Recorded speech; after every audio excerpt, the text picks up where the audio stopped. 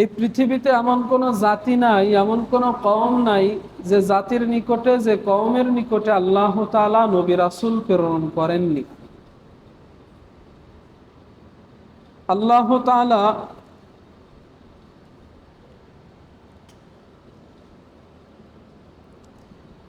সূরা নাহালের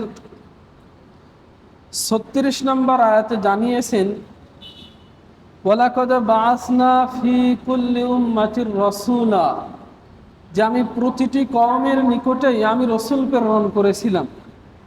কেন প্রেরণ করেছিলাম? এই কথার দাওয়াত দেওয়ার জন্য যে আনি আবুদুল্লাহ, একমাত্র তোমরা আল্লাহ তাআলারই বন্দেগী করো।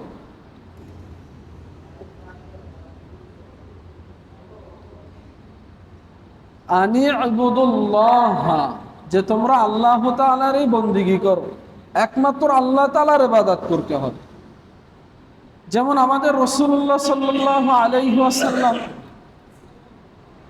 আল্লাহ তাআলার হুকুমে মক্কার একটা পাহাড়ের চূড়ায় উঠে সমস্ত মক্কাবাসীকে লক্ষ্য করে বলেছিলেন যে, হে আমার কুরাইশ গোত্রের সমস্ত মানুষেরা, আমি মুহাম্মদ যদি তোমাদেরকে বলি যে পাহাড়ের ওপাশে তোমাদের শত্রুরা অপেক্ষা করতেছে, তোমাদের বিরুদ্ধে লড়াই করবে, একটু বাদেই তোমাদের উপর আক্রমণ করবে, এই কথাটা যদি আমি তোমাদেরকে বলি, তোমরা কি আমাকে বিশ্বাস করবে? তো মক্কাবাসী বলেছিল, হ্যাঁ, আমরা তো আপনাকে আল আমিন নামে জানি, যে আপনি কখনোই মিথ্যা বলেননি, আপনি কোনো সময় মিথ্যার আশ্রয় নেননি, কাজেই আপনি যেটা বলবেন আমরা এটা বিশ্বাস করে নিব।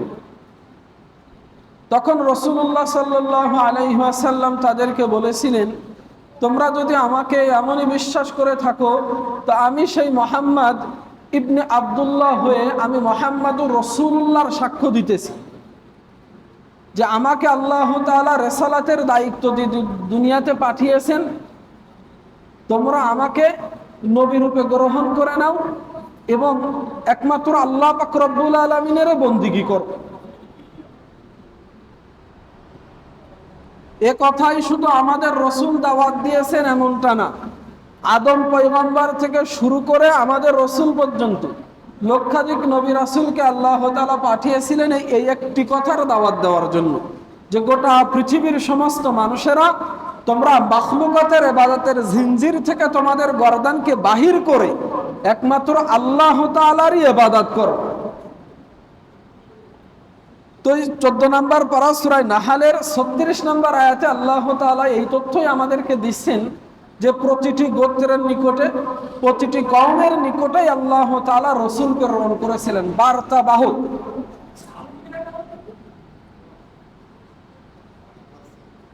আনি আবুদুল্লাহ, যে তোমরা একমাত্র আল্লাহ তাআলারই ইবাদত করো। তাহলে এই সূরা নাহালের 36 নম্বর আয়াত থেকে এই শিক্ষাটা আমরা নিতে পারি যে আল্লাহ তাআলা আমাদেরকে একমাত্র আল্লাহরই ইবাদত করতে বলেছেন, ঠিক কি ঠিক না? পরে আল্লাহ তাআলা বলেছেন ওয়াজতানিবুত তাগুত, যে শুধু আল্লাহ তাআলার ইবাদত করলেই শুধু আমাদের দায়িত্ব শেষ হয়ে যাবে না, আমাদের আরো একটি দায়িত্ব আছে, যে তাগুতকে পরিহার করতে হবে। তাগুত একটা আরবি শব্দ। ফাতহুল মাজিদ নামক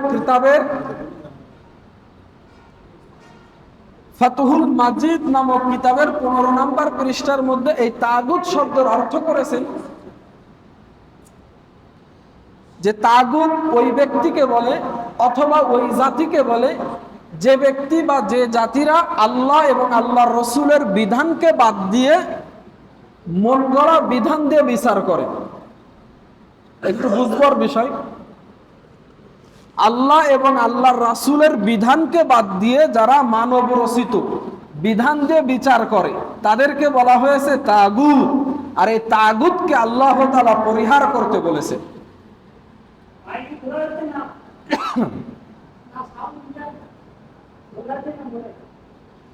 যদি প্রয়োজনে মাইক বাদ দিন।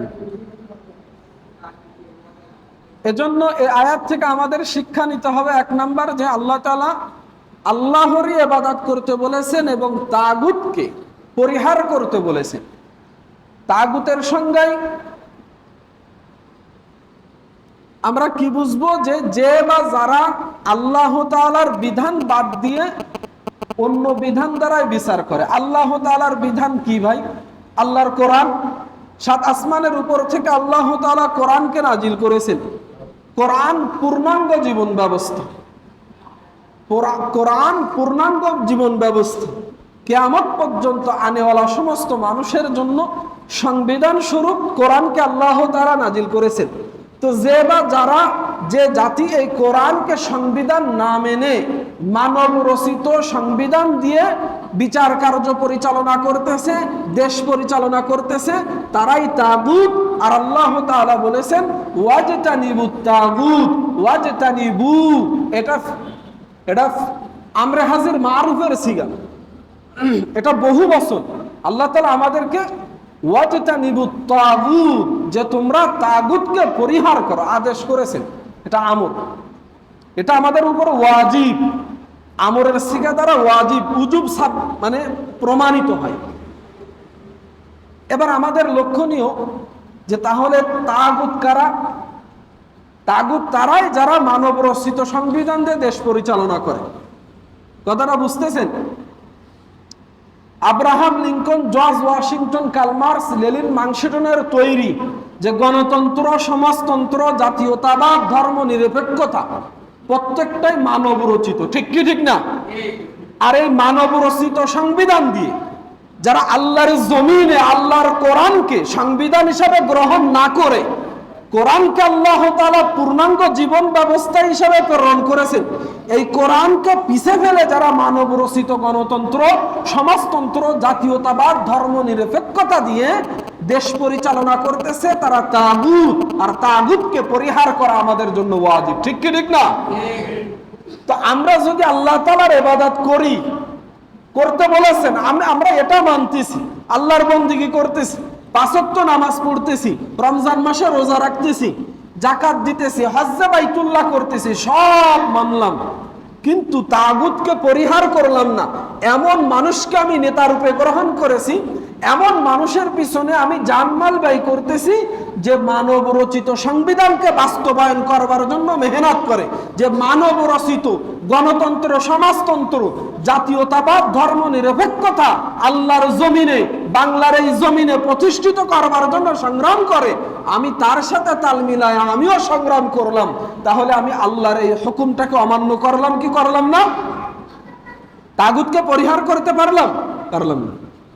কিন্তু আমাদের অজান্তেই আমরা তাগুতের গোলামি করতেছি। অথচ আল্লাহ তাআলা তাগুতকে পরিহার করার কথা বলেছেন। এজন্য এখান থেকে আমাদের বাহির হয়ে আসতে হবে। যতদিন বেঁচে থাকবো ততদিন পর্যন্ত আল্লাহর জমিনে তাগুতের অনুসরণ করা চলবে, বলেন? এজন্য সর্বপ্রথম আমাদেরকে গণতন্ত্র, সমাজতন্ত্র, জাতীয়তাবাদ, ধর্ম নিরপেক্ষতাকে পরিহার করতে হবে। কিভাবে পরিহার করবেন? যারা এই গণতন্ত্রকে সামনে নিয়ে বাংলার জমিনে গণতন্ত্র প্রতিষ্ঠা করবার জন্য মেহনত করতেছে, তাদের ওই দল থেকে নাম কেটে আমার মুমিন মুসলমান, একত্ববাদ, আল্লাহর জমিনে আল্লাহর রাজকে কায়েম করবার জন্য যারা সংগ্রাম করতেছে, আল্লাহর জমিনে আল্লাহর দ্বীনকে কায়েম করবার জন্য যারা সংগ্রাম করতেছে, আন্দোলন করতেছে, রক্ত দিতেছে, মাথার ঘাম পায়ে ফেলতেছে, শরীরের রক্তকে পানি করতেছে, তাদের দলে নাম লেখানো আমার ইমানি দায়িত্ব। ঠিক কি ঠিক না? এটাই 14 নম্বর পারা সূরা নাহালের 36 নম্বর আয়াত। এখানে আল্লাহ তাআলা এই তথ্য দিয়েছেন, আনি আবুদুল্লাহ। প্রতিটি জাতির নিকটে আল্লাহ তাআলা রাসূল প্রেরণ করেছেন এবং প্রত্যেকটা রাসূলকে এই কথার দাওয়াত দেওয়ার জন্য রিসালাতের দায়িত্ব দিয়েছিলেন। 1 নম্বর আনি আবুদুল্লাহ, যে রাসূল আপনি তাদেরকে বলুন যে একমাত্র আল্লাহ তাআলার ইবাদত করতে হবে, ওয়াজতানিবুত তাগুত, আল্লাহ তাআলার ইবাদত করার পাশাপাশি তাগুতকে পরিহার করতে হবে। তাগুত কারা? যারা আল্লাহর জমিনে আল্লাহর রসুলকে বিধান, আল্লাহর রসুলের বিধান বাদ দিয়ে মানব রচিত বিধান দিয়ে বিচার করে। এখান থেকে বাঁচবেন তো ইনশাআল্লাহ? আমি হাটহাজারী মাদ্রাসাতে থাকা অবস্থায় এগুলা নোট করেছি যে মানুষদের নিকটে এই কথাগুলো পৌঁছানো দরকার। দরকার কি দরকার না? আমরা আল্লাহর বন্দেগী করতেছি জান্নাত পাওয়ার জন্য না জাহান্নামে যাওয়ার জন্য? বলেন, জান্নাত পাওয়ার জন্য। তো দেখা যায় আল্লাহর বন্দেগী করলাম, আমার ফলাফল যদি শূন্য আসে, লাভ আছে বন্দেগী করে? আল্লাহ তাআলা বলছেন উদখুলু ফিস সিলমি কাফা, পরিপূর্ণভাবে ইসলামের ভিতরে দাখিল হইতে হবে।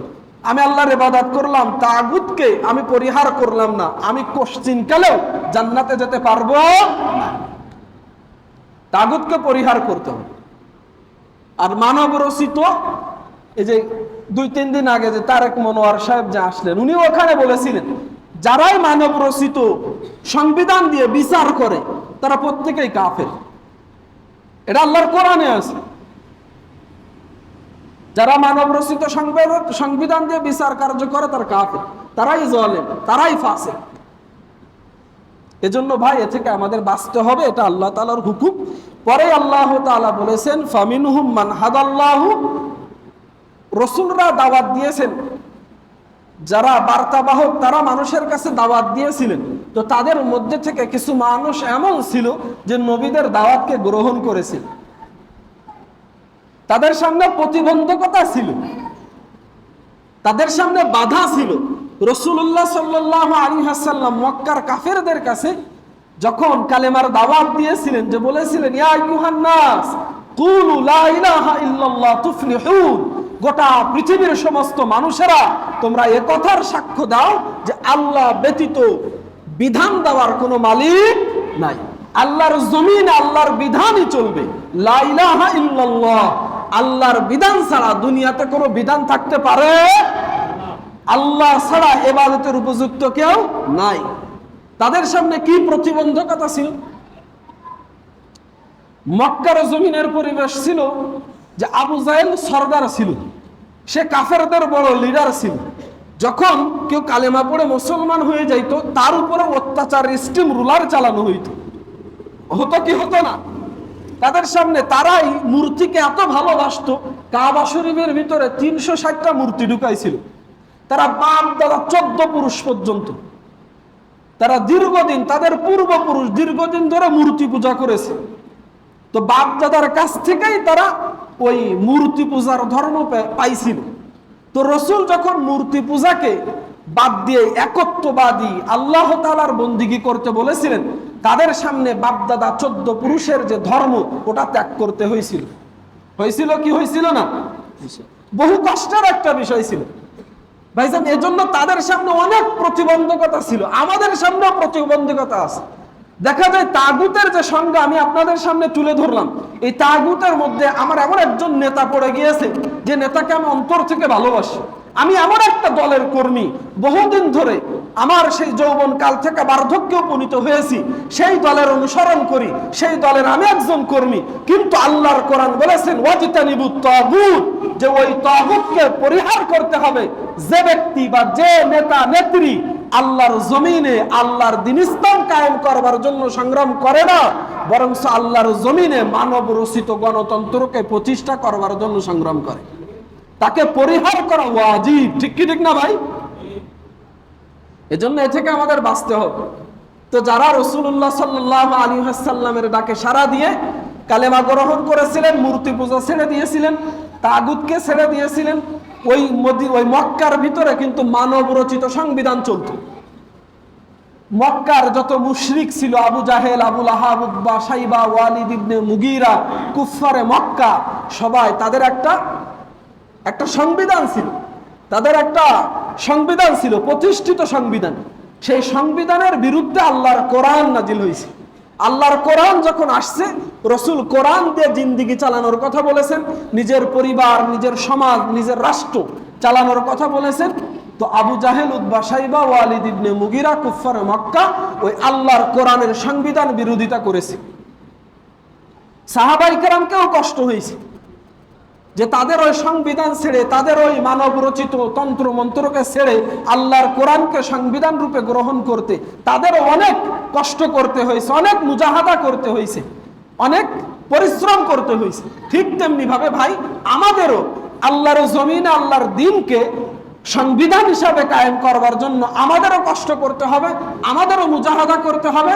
সাহাবায়ে কেরাম যেমন নিজের বাসস্থান ছেড়ে চলে গিয়েছিলেন, সাহাবায়ে কেরাম যেমন নিজের যেমন হযরত হানজালা রাদিয়াল্লাহু তাআলা আনহু নব্য বিবাহিতা স্ত্রীকে রেখে জিহাদের ময়দানে আল্লাহর জমিনে আল্লাহর রাজকে কায়েম করবার জন্য, ইসলামের ঝান্ডাকে সমুন্নত করবার জন্য জিহাদ ফি সাবিলিল্লাহ অংশগ্রহণ করেছিলেন।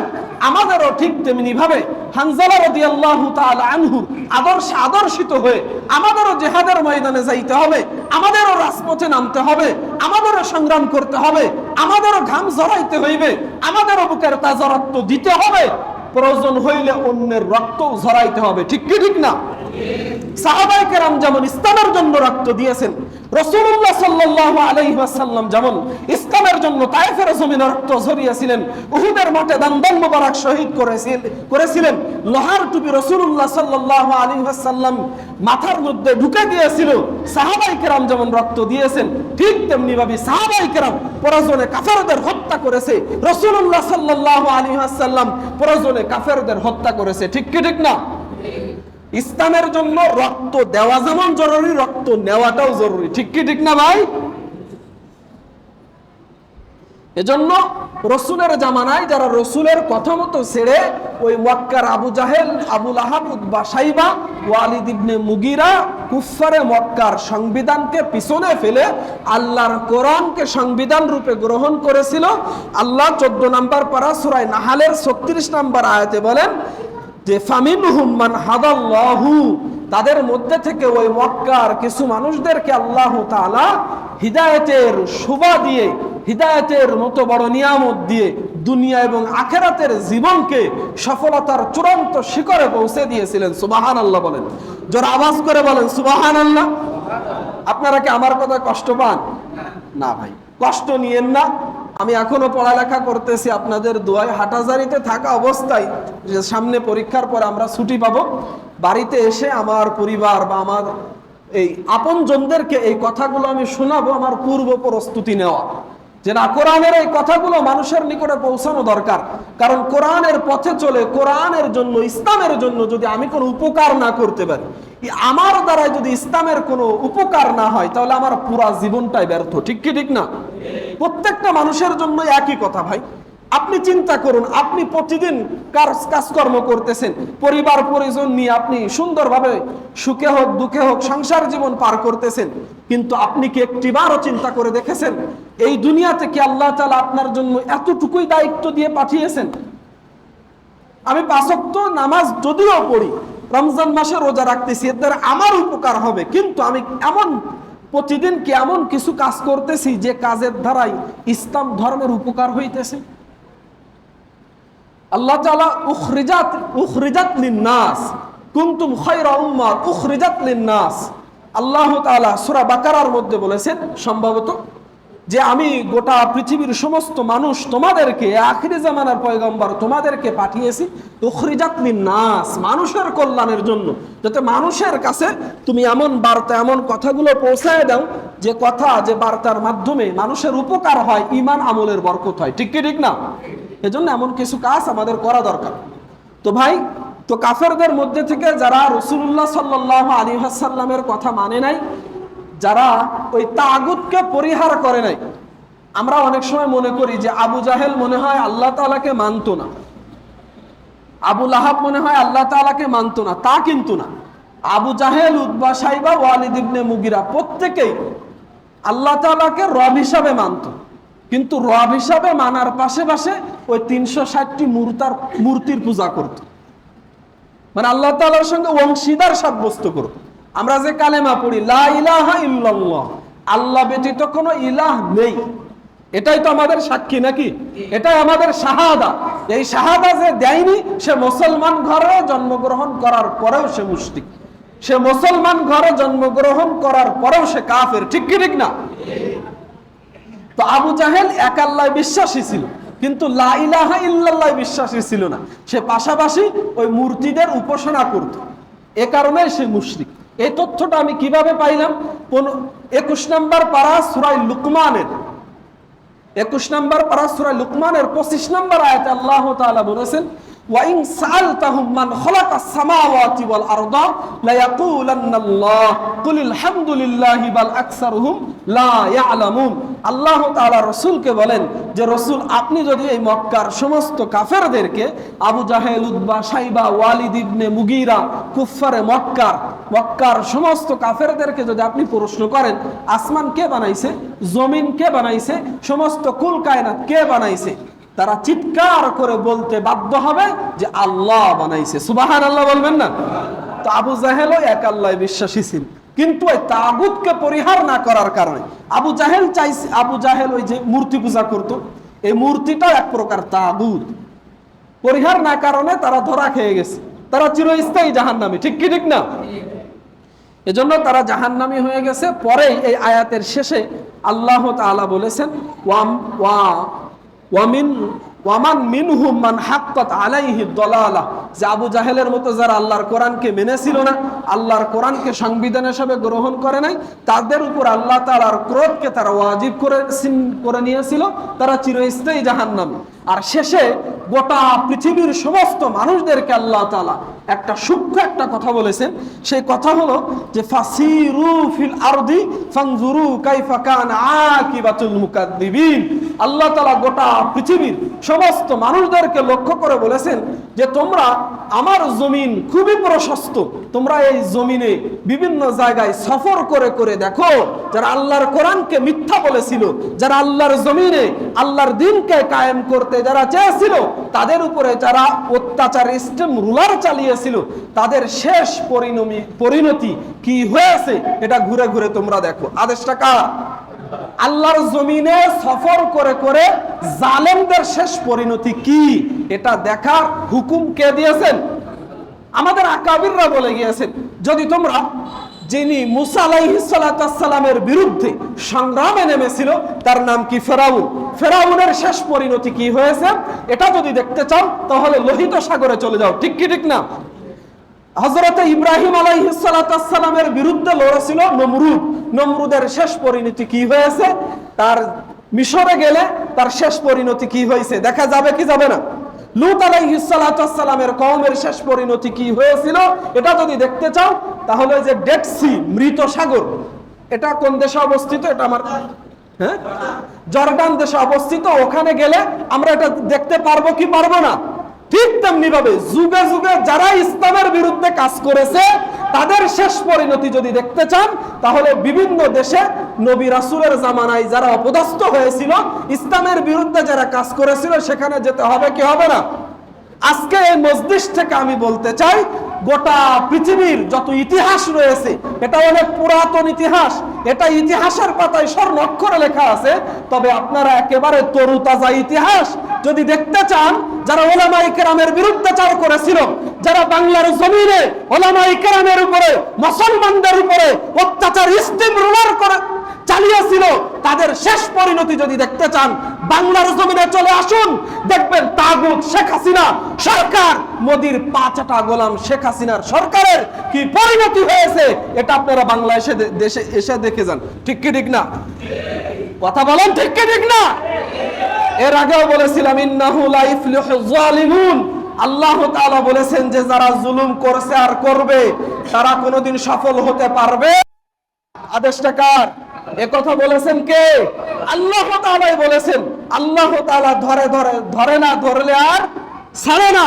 তো যারাই কিয়ামত পর্যন্ত যত মানুষ আসবে তাদের জন্য এই পয়গাম যে ইতিহাসের পাতায় স্বর্ণ অক্ষরে কথা লেখা আছে, আর এই বাংলাদেশেও সাক্ষী হয়ে গেল যে যারা জালেম, অত্যাচারী, যারা ইসলামের বিরুদ্ধে সংগ্রাম করে, যারা ইসলামের বিরুদ্ধে লড়াই করে, ইসলামকে এই দুনিয়া থেকে উৎখাত করার চেষ্টা করে, তাদের শেষ পরিণতি কখনো ভালো হয়? ইউরিদুনা লিইউতফিউ নূরাল্লাহি বিআফওয়াহিহিম আল্লাহু মুতিম্মু নূরিহি ওয়ালাউ কারিহাল কাফিরুন। 28 নম্বর পারা সূরা সফের 8 নম্বর আয়াত। এটা এই বয়ানুল কোরআন থেকে আপনাদেরকে বলছি। আল্লাহ তাআলা বলেছেন যুগে যুগে ইসলাম বিরোধীরা তারা তো চায় মুখের ফুৎকার দ্বারাই তারা ইসলামের আলোকে নিভিয়ে দিতে, কিন্তু মনে রাখবেন আল্লাহু মুতিম্মু নূরিহি ওয়ালাউ কারিহাল কাফিরুন, যুগে যুগে ইসলামের বিরুদ্ধে যারা লড়াই করেছে, ইসলামের আলোকে যারা নিভিয়ে দিতে চেয়েছে, তারা কোনোদিন ইসলামের আলোকে নিভায়ে দিতে পারবে না, তারা নিভে যাবে। কিন্তু আল্লাহর কোরআনের আলোকে কে প্রজ্বলিত করবে? ওয়ালাউ কারিহাল কাফিরুন, যদি কাফেররা মনে কষ্ট পায়, দুঃখ পায়, তবুও আল্লাহর কোরআনের আলোকে জ্বালিয়ে রাখবেন যিনি, তিনি কে? আল্লাহ। এজন্য ভাই আপনারা সবক নেন। এখানে কে কোন দল করেন আমার দেখার বিষয় না। আপনি মুসলমান হয়ে মসজিদে এসেছেন, এটা আপনার বড় পরিচয়, ঠিক কি ঠিক না? আপনি যখন কবর জগতে যাবেন, আপনার এই গণতন্ত্র, একটা কথা আমার বুঝে আসে না, যে চোখে দেখে, এই কানে শুনে, সে কোনোদিন হাসিনার পক্ষ নিতে পারে? আমি হাটহাজারী মাদ্রাসায় থাকা অবস্থায় খুব কাছ থেকে গুলির আওয়াজ শুনছি। আমি হাটহাজারী মাদ্রাসার বড় মসজিদ বাইতুল আতিক মসজিদের, বাইতুল কারিম মসজিদের ৫ তলায় আমরা রাত্রে শয়ন করি। ওই ৫ তলার যে কাজ আছে একেবারে গুলি করে ঝাঁঝরা করে দিয়েছে। ৫ তলায় আমরা তখন অবস্থান করতেছিলাম। কি পরিমাণ এই ১৬ বছর ধরে কি পরিমাণ ইসলামের ক্ষতি করেছে, কি পরিমাণ সাধারণ মানুষের উপরে জুলুম করেছে, কি পরিমাণ হাক্কানি ওলামায়ে কেরামের উপরে নির্যাতন করেছে। কোন মুসলমান হয়ে এত কিছু দেখার পরে, এত কিছু শ্রবণ করার পরেও ব্যাকল না হইলে, ওর ব্রেনটার ভিতরে শয়তানে যদি না মতে, তাহলে আমলিক করতে পারে? কথা বল না, কোন কাহিনী চলবে না ভাই। হাটহাজারীর আলামিন সংস্থার মাহফিল থেকে আল্লামা মামুনুল হক স্পষ্টভাবে ঘোষণা করেছেন, এই বাংলাদেশে আর কোনদিন আওয়ামী লীগ সরকার মাথা চাড়া দিয়ে উঠে দাঁড়াইতে পারবে? বিভিন্ন সময় এপাশ ওপাশ থেকে আওয়াজ পাইতেছে হাসু আপা। আল্লামা মুস্তাকুন নবী সাহেব বলেছেন যে উনাকে হাসিনা আফা বলা ঠিক না, এটা লেডি ফিরাউন। কি ফিরাউন? লেডি ফিরাউন। সে মানে লেডিস, মানে লেডি ফিরাউন। আর আল্লামা মামুনুল হক সাহেব উদাহরণ দিয়ে বলেছেন, হাসিনাকে এই চোখে আপনারা সাধারণভাবে বুঝতে পারবেন না। একটা গিলাসের মধ্যে যদি ফিরাউনকে, নমরুদকে, কারুনকে এবং মুনাফিকদের লিডার আব্দুল্লাহ ইবনে উবাই ইবনে সুলুলকে যদি, এই 4 জন ব্যক্তিকে যদি একটা গিলাসের ভিতরে মিক্সার করা হয়, তাহলে একটা শেখ হাসিনা হয়। কথা বলেন ঠিক কি ঠিক না? এই মুনাফিক তাগুত, যে ব্যক্তি প্রকাশ্যে ইসলামের বিরুদ্ধে কথা বলে, যে ব্যক্তি কোরআনের পাখি, আল্লাহু আকবার, যারা শাহাদাতের জন্য মওতের জন্য সর্বসময় ইসলামের পথে চলেছেন, যাদের শেষ কামনা ছিল শাহাদাতের মওত, যারা এই বাংলার জমিনে আল্লাহর দ্বীনকে কায়েম করবার জন্য রক্ত দিয়েছে, আল্লাহর দ্বীনকে কায়েম করবার জন্য জীবন দিয়েছে, কি পরিমাণ উলামায়ে কেরামের উপরে কোরআনের, তার সাথে কি বাদাবাদি ছিল? কি বাদাবাদি ছিল? কোন বাদাবাদি? আল্লামা সাইদি সাহেব হুজুর রাহিমাহুল্লাহু তাআলা, তার মতো একজন মানুষকে দীর্ঘ 13টা বছর ধরে জেলে আবদ্ধ করে তাকে হত্যা করেছে হাসিনা। কথা বলেন ঠিক কি ঠিক না? আর যে মানুষ কোন আলেমকে হত্যা করে, হাদিস পড়েছিলাম খুতবার শুরুতে, আল্লাহর রাসূল সাল্লাল্লাহু আলাইহি সাল্লাম বলেছেন, এটা হাদিসে কুদসি, মান আদা লি ওয়ালিয়ান ফাকাদ আযানতুহু বিল হারবি। আল্লাহর রাসূল সাল্লাল্লাহু আলাইহি সাল্লামের মাধ্যমে বলেছেন, যে বা যারা আল্লাহর কোন ওলির বিরুদ্ধে লড়াই করে, আল্লাহ পাক রব্বুল আলামিন নিজেই তার বিরুদ্ধে লড়াই করে। ঠিক কি ঠিক না? এটা আল্লাহর রাসূলের বাণী, আল্লাহর রাসূলের বাণী। রাসূল এমন কোন কথা বলেননি যে কথা আল্লাহ তাআলা বলতে বলেননি। ঠিক কি ঠিক না? তো যে ব্যক্তির বিরুদ্ধে আল্লাহ তাআলা নিজেই লড়ে, সে কোনদিন মুসলমান থাকতে পারে? কথা বলেন, সে কোনদিন মুসলমান থাকতে পারে? নিঃসন্দেহে হাসিনা একজন মুরতাদ, একজন নাস্তিক, একজন বেঈমান। আর যে ব্যক্তি বেঈমানের পক্ষ নেয়, সেও বেঈমান। ওয়ালা তারকানু ইলাল্লাযিনা যালামু ফাতামাসসাকুমুন নার, 12 নম্বর পারা সূরা হুদের 113 নম্বর আয়াত। এটা বিশ্বাস না হয় নোট করেন, কোরআন দেখেন, কোরআনের আয়াত বিকৃত করতে আমরা পারবো? আপনি দেখেন, ওয়ালা তারকানু ইলাল্লাযিনা যালামু ফাতামাসসাকুমুন নার। আল্লাহ বলেছেন, যে ব্যক্তি কোন জালেমের পক্ষ নাই, কোন স্বৈরাচারীর পক্ষ নাই, কোন স্বৈরাচারীর দল করে, তার জন্য মায়া কান্দে, সে ওই জালেম যেমন অপরাধী, সেও তেমন অপরাধী। অর্থাৎ বেঈমানের যে পক্ষ নাই, সেও বেঈমান। কথা বলেন ঠিক কি ঠিক না? মান আহাব্বা সুন্নতি ফাকাদ আহাব্বানি ওয়া মান আহাব্বানি কানা মাই ফিল জান্নাহ।